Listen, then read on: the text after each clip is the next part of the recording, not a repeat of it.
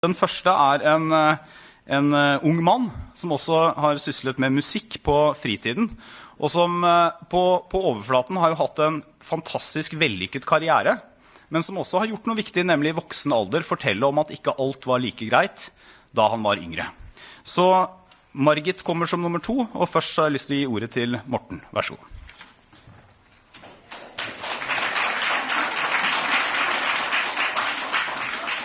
Dette var forvirrende. Du sa en ung mann.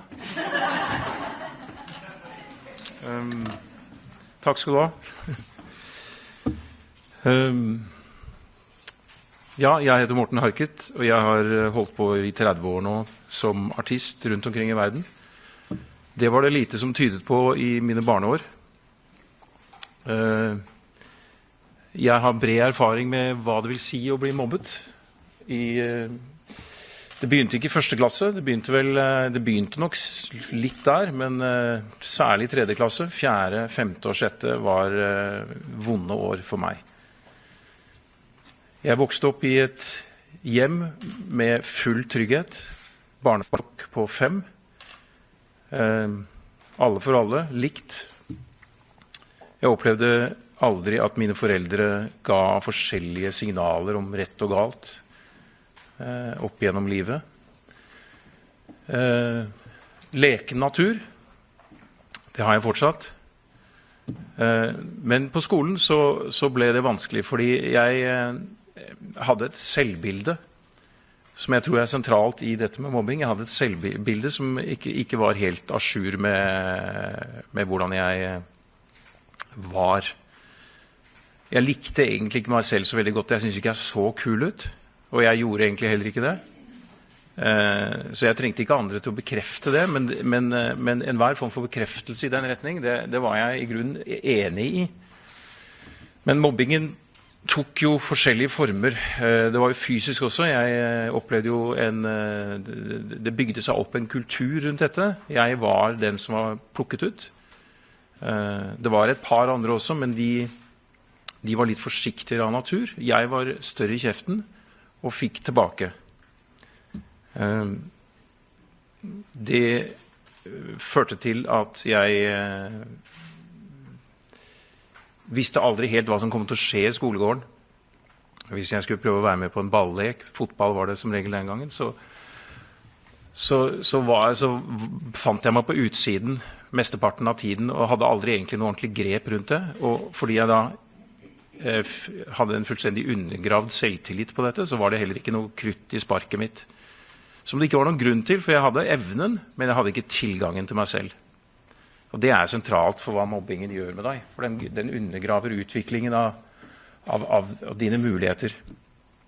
Og barn er jo, som vi vet, i en voldsom utvikling gjennom alle år i barne- og ungdomsårene.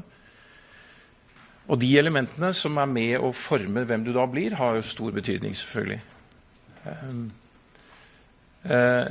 Etter skoletid så ble jeg ringet inn og banket opp. Det var også i mitt minne så var det vanlig. Når jeg tenker tilbake og spør meg selv om det var like vanlig som jeg tror, så tror jeg ikke det var så vanlig, men det skjedde, i perioder så skjedde det daglig. Det er jo også det som skjer, for du vet jo aldri når det kommer. Det kunne komme en fyr opp til meg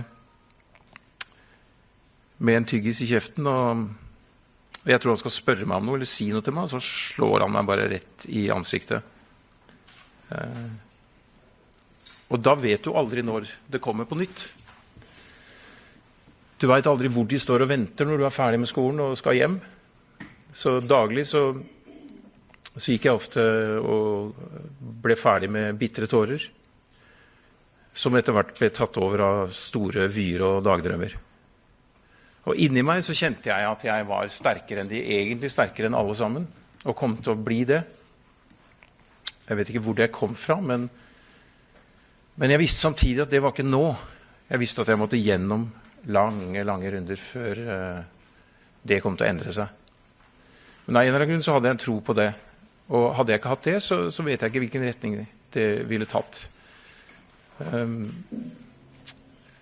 Det som jeg tror er sentralt i dette, har jeg glemt nå. Skal vi se, hva var det da? Jo, det er flere ting. Jeg har mange tanker ut dette, og det er litt vanskelig for meg å skille mellom det som jeg i dag mener jeg vet om mobbing, og hva jeg visste og opplevde den gang. For dette har jeg prosessert senere, og jeg vil også si at det er ingenting som har forberedt meg mer på rampelyset enn de årene med mobbing på skolen. Det mener jeg er helt alvorlig. For det som skjer når du havner i rampelyset, er at du blir på mange måter en utstøtt av samfunnet. Du blir ikke en av alle sammen. Du blir en som skiller seg ut. Og skille meg ut gjorde jeg den gang. Det var viktig erfaring, for det var viktig for min egen måte å håndtere det som skulle komme senere. Og det er noe av dilemmaet med mobbing, for vi må ikke samtidig lage et miljø eller en kultur hvor vi ikke skal bryne oss på utfordringer. Utfordringene er helt sentrale, men også da evnen til å møte utfordringer får du hvis man håndterer mobbing på en sunn måte. Det er så mye jeg kunne si, og jeg har ikke egentlig tenkt å bli stående her for lenge, for da blir jeg hentet. Men skal vi se hvorfor er det viktig å oppdage mobbing tidlig, blir jeg spurt om. Ja, fordi vi er under en veldig utvikling hele tiden, og barn er utrolig skjøre for påvirkning fra alle hold. Mobbing er en kultur. Spørsmålet er hvilken kultur vi ønsker oss. Du må dyrke deg vekk fra mobbing med altså en annen kultur. Hva kan gjøres som tiltak? Jeg tror at sentralt naturens suksess på jorda, altså at livets evne til å feste grep på jorda, handler om essensielt to ting. Det er sirkulasjon og mangfold. Og det er også det som er sentralt i en skoleklasse. Ja, kanskje dette holder for nå.